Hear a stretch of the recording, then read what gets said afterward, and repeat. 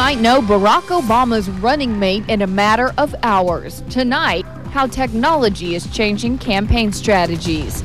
And later, it's hammer time when this criminal goes berserk trying to rob a store.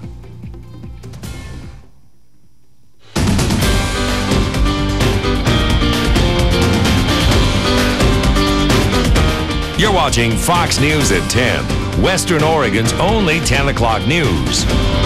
Good evening, I'm Denae D'Arcy and for Natasha Chughtai, thanks for joining us.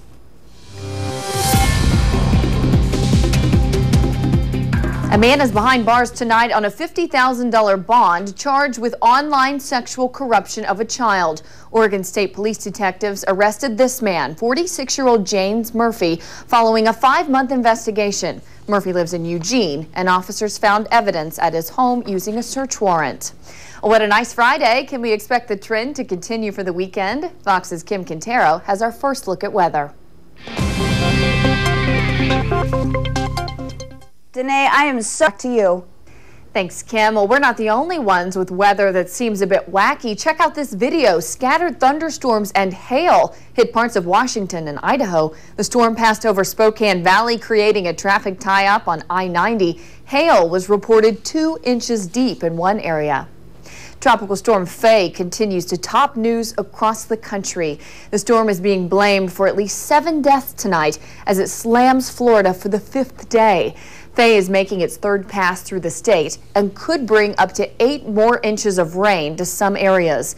The tropical storm has already dumped more than 2 feet of rain, and President Bush has issued a federal disaster declaration for parts of the state.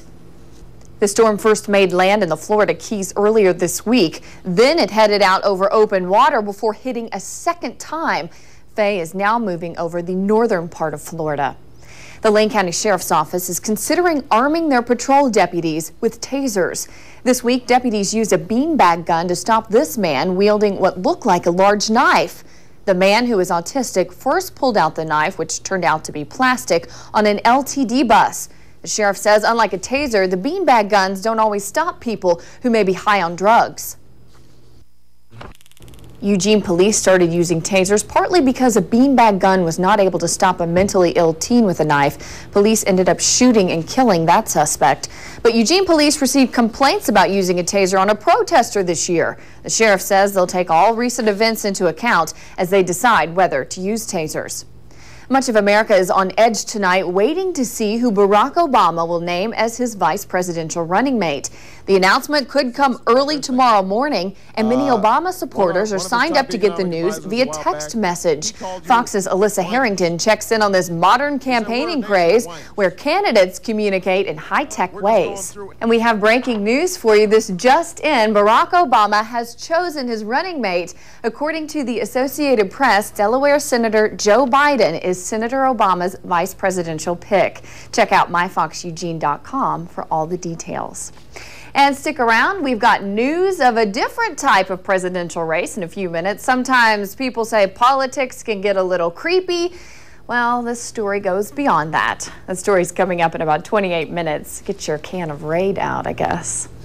More politics now, this time the battle for Oregon's Senate seat. It continues to play out on TV. Challenger Jeff Merkley released his first campaign ad yesterday, and as Fox's Andrew Siegel found, the tone of the race is still down and dirty. Merkley's campaign says it plans to roll out more positive biographical pieces as early as next week. We also called Smith's camp. They were not available for comment today. A wild story out of California. Police are looking for the star of this surveillance video. You see a man spray a convenience store clerk with what could be pepper spray. Then he takes a hammer to the cash register and the clerk. After the clerk gets away, the suspect starts beating the cash register. It never cracked open despite repeated blows. After all this drama, the thief didn't get away with any money, and the clerk was not seriously hurt. Now to international news. Looks like progress between the Russian and Georgian governments. Russia's army is on the move. Moscow says it's pulling thousands of troops from Georgia. The pullback is part of a ceasefire agreement signed by both Georgia and Russia. Russia's president has promised to have his troops out of Georgia by Friday, but Georgian officials are skeptical. So we'll see. He says that by the end of today there will be no more Russian troops in the city of Gori and no more checkpoints. And they have reason to be wary. The Russians are pulling back, but not completely out. Russian officials say troops will remain as peacekeepers in certain areas. We know more about the plane crash in Spain, which killed more than 150 people. Here's an animation that shows what happened. The plane took off and crashed actually soon after liftoff. The pilot tried to continue with the takeoff, but then got off track and brought the plane down. Soon after it touched down and stopped, it exploded. The funeral, first for the victim of the Madrid plane crash, took place today. The aircraft crashed while trying to take off Wednesday. A total of 153 people were killed. Spanish authorities say 80 of the bodies recovered from the wreckage have now been identified. 19 survivors are still in the hospital. The cause of the accident is unknown, but an airline spokesman said flight data recorders have been recovered.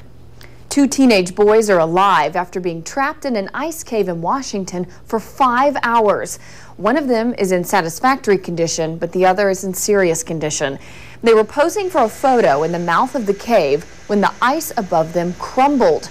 Well, last night, rescuers with chainsaws managed to cut through large chunks of compact snow and ice to free them.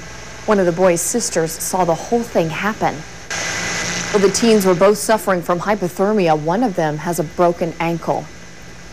Well, still to come on Fox News at 10. Are you kicking back tonight, sipping on a soda or alcoholic beverage? It might surprise you what drinking any liquid can do to your diet. Plus, pink hair gets a middle school student kicked out of school. She says she dyed her hair for her father, who died of cancer. That story is still to come.